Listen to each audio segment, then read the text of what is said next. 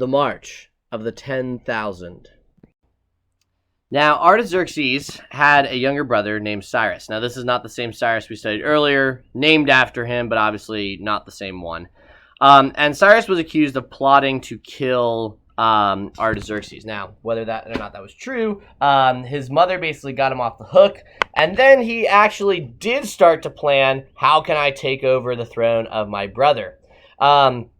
He was good at making friends. He was popular. He rewarded those who worked with him well, and so he was able to keep the friends that he made. And he had friends all over the Persian Empire, and he began to use that to his strength. He raised an army by sending secret messengers all over the Empire of Persia to gather followers to himself.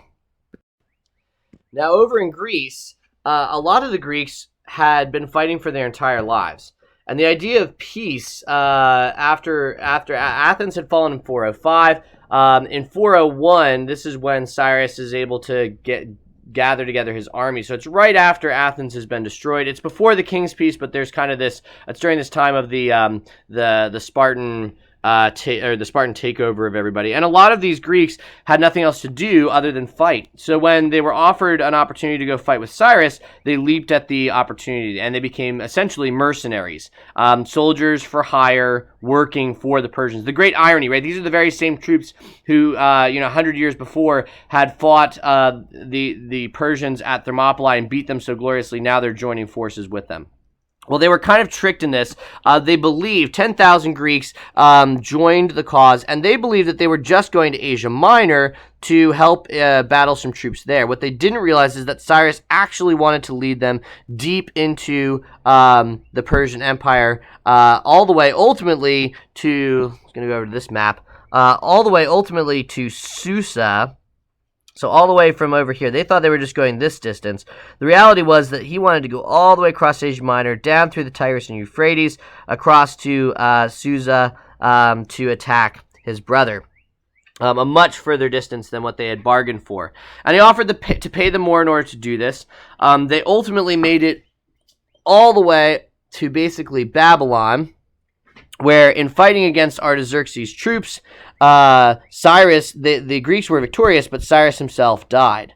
And now the Greeks were really stuck. The Persians killed their captains and then basically let the rest of them go. But they're deep into the territory of the Persians. I mean, just look at the scale here. I mean, this is Greece. They're used to distances of this size. This is a long way for them between Athens and Sparta. Now they are 1,000 miles into Persian territory with no idea of the geography or of how to return, and thus begins the long march back.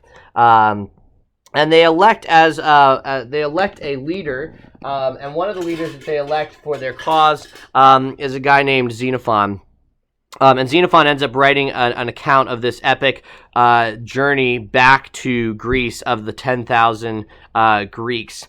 And they suffer terribly as they're returning. It's cold. They're suffering from frostbite. They're attacked by enemies along the way. They're hungry. They pass by at one point the ruins of Nineveh, the ancient city of Nineveh, which had been destroyed. They don't even realize what they're walking through because it had been so destroyed. A lot of them just gave up as they were marching back because of the terrible conditions. Finally, they arrive back on the edge of the Black Sea at the Euxine Sea, are able to get a ship, and the mountain where they finally see the sea from is they decide to build a monument in that place because of how joyful they were at arriving.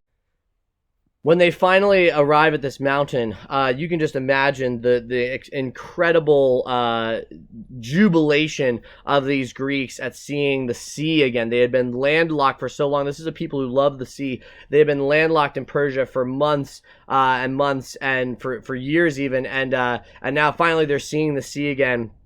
And they all started to cheer and to cry, literally weeping in each other's arms because they're going to actually make it home, which they never thought was actually possible. And so before they left, they erect this great pile of stones there to commemorate this is the spot from which we saw the sea in front of us that was going to ultimately take us home. And this is kind of an epic tale just buried in ancient history, an epic tale of these 10,000 Greeks in the middle of Persian territory who had gone as mercenaries for the Persians. And remember, this is all after the Greco-Persian War, where the Persians had been the enemy. So going deep, deep, deep into their territory to fight for a Persian, to take down other Persians, and ultimately then making this long, long trek back. I mean, it's just a kind of tragic end for the Greeks who had been so glorious in their fight for independence, and then to subject themselves to this is really a sad end for the great glory of Greece.